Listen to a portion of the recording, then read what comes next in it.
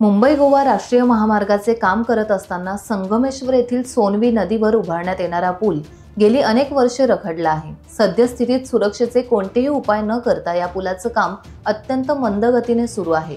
पुलाच्या पिलर्सचे काम करत असताना पाय खोदताना येणारा सर्व गाळ सध्या सोनवी नदीत टाकला जात असल्याने संगमेश्वर आणि माभळेवासी यांनी तीव्र शब्दात नाराजी व्यक्त केली असून हलगर्जीपणा करणाऱ्या ठेकेदारावर तातडीने कारवाई करण्यात यावी अशी मागणी आता करण्यात आली आहे।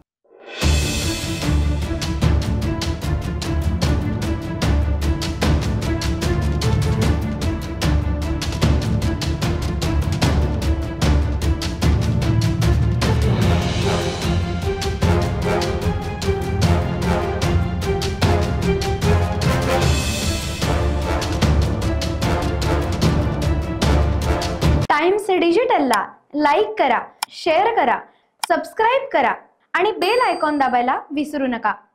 Times digital.